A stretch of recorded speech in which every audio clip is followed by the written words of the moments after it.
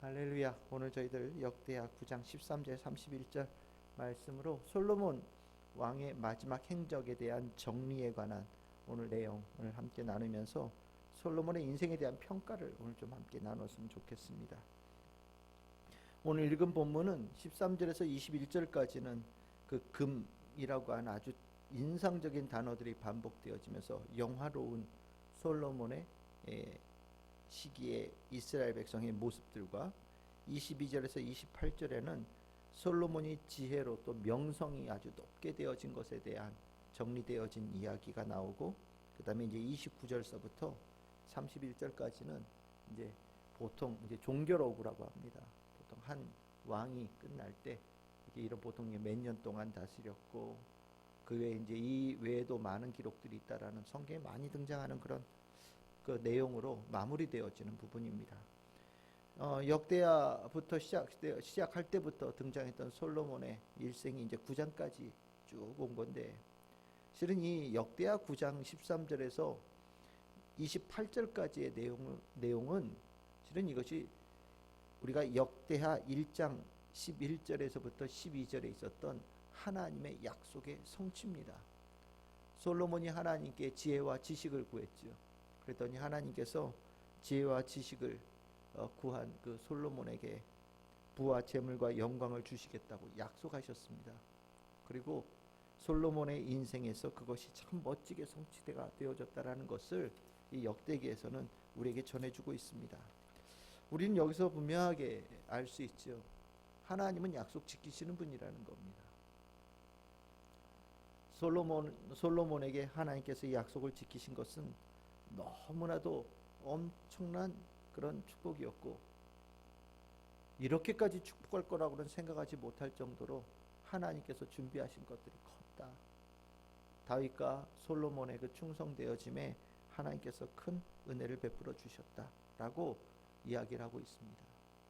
솔로몬 이야기의 전체는 하나님의 약속이, 오늘 하나님 앞에 충성을 다하면 하나님께서 이렇게 축복하시겠다라는 약속이 정말 이루어졌다라는 것을 우리에게 증명해 주는 이야기입니다. 많이들은 솔로몬의 대단함에 대해서 얘기를 하지만 실은 이 이야기는 솔로몬의 대단함을 얘기하는 게 아니에요.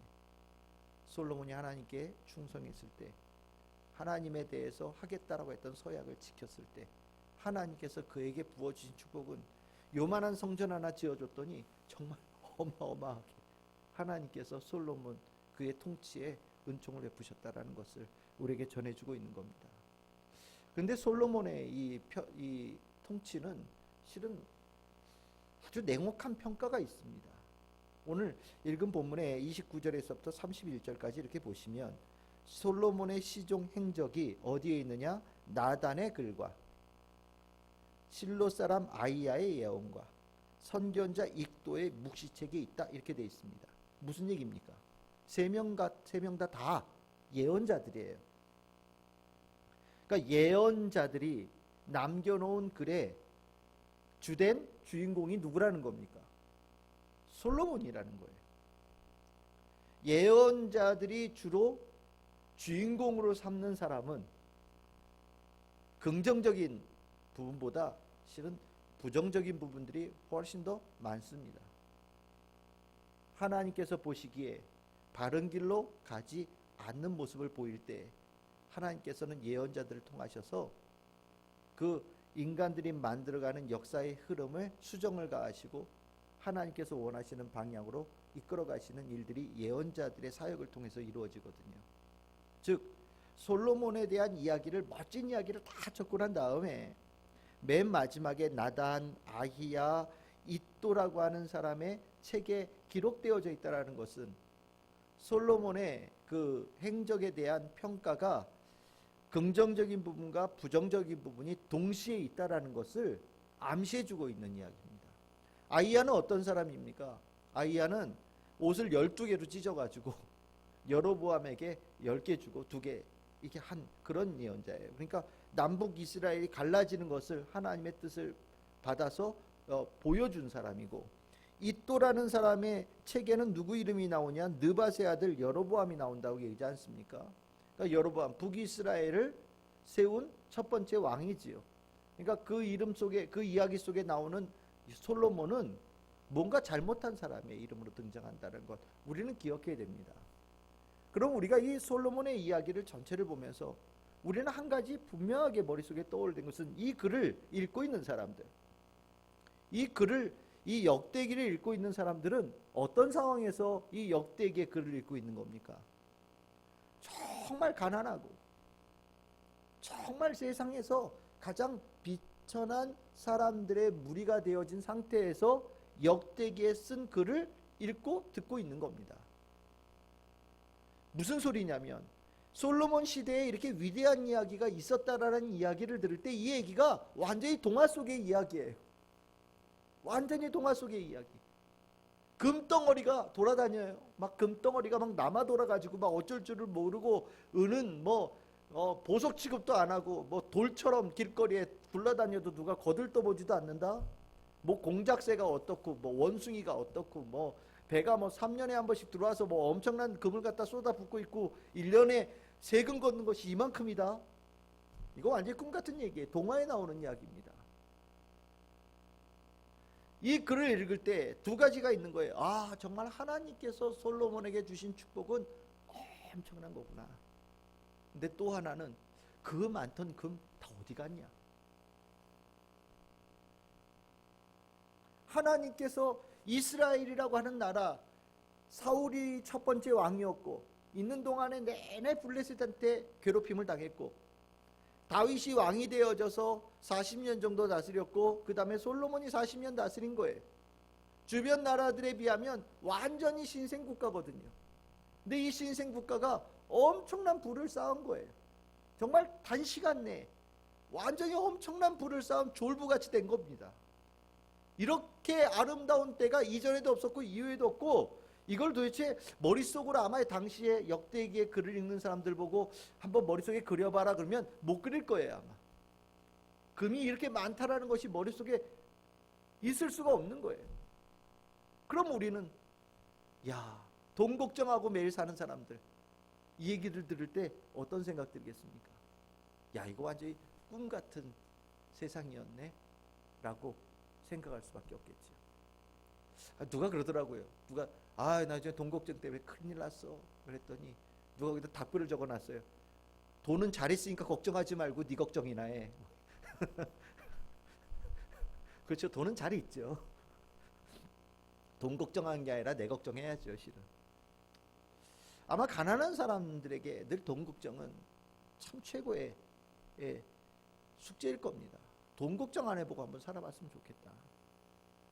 그런 사람들에게 이 솔로몬의 부함에 대한 이야기는 아마 눈이 번쩍 뜨이는 이야기가 될 게 분명합니다. 역대기를 들었던 사람들의 가난한 상황을 생각해 본다면, 솔로몬 시절에 금 세상에 13절서부터 21절까지 금이라는 단어가 몇 번이 나오는지요. 금. 네. 이래 봤으면 좋겠다라는 생각이 아마 들 거예요. 그런데 기억하십시오. 어떻게 이런 일이 일어났다고요? 하나님께 충성한 자에게 축복을 주신 겁니다. 오늘 이렇게 보시면 솔로몬처럼 살면 되는 거예요. 성경에서 보면 하나님의 약속, 하나님 앞에 충성하는 자의 모습을 보시면서 하나님께서 너 뭐 필요하냐? 라고 우리에게 물어보실 때, 하나님의 영광을 구하는 자가 되어지면 하나님께서 그에게 정말 감당하지 못할 정도의 부를 주신다라고 약속하는 거고요. 이것을 지금 이 글을 읽고 있는, 역대기를 읽고 있는 이스라엘 백성들에게 가르치고 있는 거예요. 이스라엘 백성들 얼마나 부자가 되고 싶었겠어요. 하나님께 충성하거라. 그 많던 금덩어리 어디로 다 사라졌느냐. 충성하지 않는 이스라엘 백성들에게 정말 갑자기 쏟아진 금덩어리가 어느 날 갑자기 순식간에 사라지는 경험을 이스라엘 백성들이 한 거예요. 갑자기 생긴 것도 기적이고 갑자기 사라지는 것도 기적이에요. 갑자기 생긴 것은 하나님의 충성했을 때 생긴 것이고, 갑자기 사라지는 것은 하나님의 축복받은 사람이 하나님의 충성을 잊어버렸을 때 주어졌던 금덩어리가 세상에 어디로 갔는지 흔적도 없이 사라지더라. 그러니까 우리는 인생 살면서 죽을 때까지 하나님께 충성하고 사는 것 잊어버리시면 안 됩니다. 우리가 뭐 벌 때는 야 이거 요만큼 벌어가지고 언제 이만큼 만드나, 예? 이렇게 해가지고 언제 뭐 하나 장만하나 이런 생각 들지 모르겠지만 걱정하지 마십시오. 하나님 안에서 충성하면서 성실하게 살아간 자는요, 인생이 끝마쳐질 때 그에 상응하는 하나님께 주신 축복이 남아요. 근데 하나님에 대한 그 충성되어짐 없이 그냥 욕심껏 열심히 산 사람들은요, 오늘 그러더라고요. 너무 열심히 살아서 병이 일찍 들었대요. 맞는 것 같아요. 욕심이 자신의 인생을 완전히 갉아먹은 거예요. 아무것도 아니죠.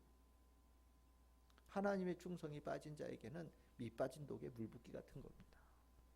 솔로몬의 이야기를 보면서 잘 기억해 두시기를 바랍니다. 22절에서 28절에 보시면 명성이 엄청나죠. 솔로몬 나이가 얼마나 됐을까요? 왕 됐을 때 아마 다윗이 왕 되어지고 그리고 났으니까 아마 왕 됐을 때 40이 안 됐을 거예요. 아마 30대 초중반 정도 되지 않았을까. 그런데 이 솔로몬이 젊은 나이에도 명성이 높아져서 오늘 보시면 얼굴 한번 보려고 줄 서 떼는 거 아닙니까? 솔로몬에게 말 한번 들으려고 줄 서 떼는 거예요. 누가요? 주변에 있는 나라의 지도자들이 야 이것도 참 어떻게 보면 이게 좀 너무 과장된 이야기 아니야? 라고 얘기될 정도로. 근데 이것도 엄밀하게 얘기하면 에이 뭐 30살 먹은 사람 40살 먹은 사람이 지혜로운 분 얼마나 지혜롭겠어요. 솔로몬이 가지고 있는 지혜가 뭐 그리 대단했겠어요. 그런데 그렇게 되어질 수 있는 것은 하나님께서 솔로몬에게 축복하셨기 때문이지요. 이스라엘 백성들을 잘 다스리는 지혜를 구하니까 부와 명예도 주시고 거기에 지혜도 더해 주셔서 그 머릿속에 그때그때 하나님께서 주시는 지혜의 그 깊이와 넓이가 있었던 겁니다. 그러니 솔로몬은 겉모양은 애송이 같아도 속에는 우주를 담고 있는 사람이고 하나님의 진리를 담고 있던 아주 큰 사람이었던 거죠. 하나님의 진리가 이스라엘 백성들에게 퍼지기 시작할 때 주변 나라 사람들에게 오지 말라고 그래도 그 나라로 모여들어서 존경하며 선물 가져와서 바치면서 얼굴 한번 뵙기를 원하고 조언 한번 듣기를 위해서 줄을 쓴다는 거예요. 그런데 그 조언 구하던 사람 다 어디 갔습니까? 지금 이스라엘 백성들 포로에서 돌아와가지고 예루살렘에 살고 있는데 우리 에스라 느헤미야서 우리 봤잖아요. 그죠? 거기에 예루살렘에 오는 사람들은 어떤 사람들이었습니까? 빼앗고 이스라엘 백성들을 괴롭히고 이스라엘 백성들은 그 사람들 앞에서 벌벌 떠는 모습들이 에스라 느헤미야서에서 있었잖아요. 옛날에 그 화려하고 명성 높았던 그 모습 다 어디 갔습니까? 사람은 똑같은 사람인데 똑같은 이스라엘 백성인데 예전에 솔로몬은 높은 사람, 명성 가진 사람이죠. 지금은 완전히 별 볼 일 없는 이스라엘 백성의 모습으로 전락되어져 있는 거예요. 선생님이 없습니까? 아니죠.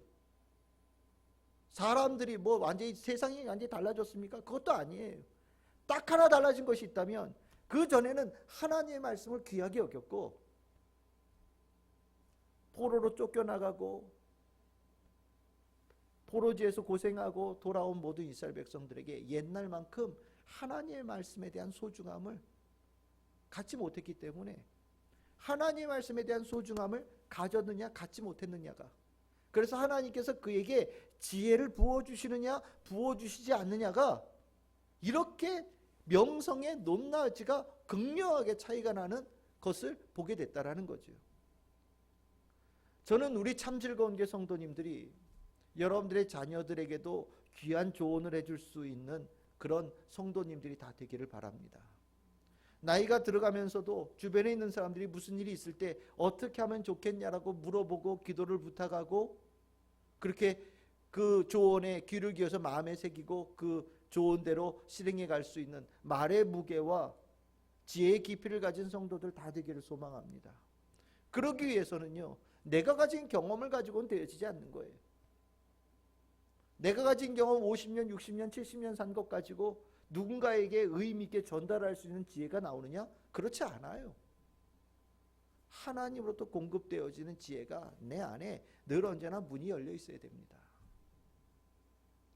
그러기 위해서는 하나님의 말씀을 사모하는 마음이 하나님께서 인정하실 정도의 마음이 되어져야 되고요.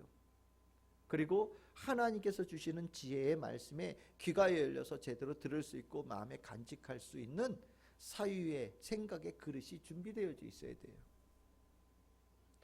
가능한 겁니다. 하나님의 사람들이 살아가는데 이 축복이 있어요. 근데 이스라엘 백성들은 그걸 잊어버린 거예요. 그래서 솔로몬 이야기를 들으면서 완전히 무슨 동화같이 읽는 겁니다. 야, 솔로몬 때는 그랬대. 근데 우리는 왜 안 되지? 그리고 역대기를 쓴 사람은 솔로몬처럼 그렇게 하면 이 이야기는 너희들의 이야기가 될 수 있어 라고 가르치는 겁니다. 맞아요. 솔로몬의 이야기는 옛날에 솔로몬이 살았던 이야기가 아니라 우리가 당연히 누려야 될 이야기예요. 하나님께서 주신 축복도 있고 하나님께서 주신 지혜도 있고 하나님께서 높이셔서 다른 사람들에게 길을 열어줄 수 있는 사람들이 되어지는 것, 우리에게 하나님께서 하기를 원하시는 맡기신 사명입니다. 하나님의 사람들로 살면서 실은 우리의 말의 무게가 약화되어지고 살아가면서 그 말이 거칠고 때에 따라서는 그 말이 너무나도 천박해서 오히려 입을 여는 것보다 입을 다물고 있는 것이 낫다라고 되어진다면 실은 그것은 하나님께서 우리에게 주신 은혜를 값없이 허비해버린 것이 되어집니다. 우리가 주중에만 해도 벌써 수없이 하나님 말씀을 나누고 있잖아요. 이 말씀이 우리의 귀를 통해서 마음에 새겨지고 나면 우리가 하나님의 말을 전할 수 있는 아름다운 사람들이 되어져 가는 겁니다. 하나님은 우리에게 그것을 원하셔요. 그래서 주의 말씀을 깊이 새기셔서 늘 적극적으로 입을 여시기를 바랍니다.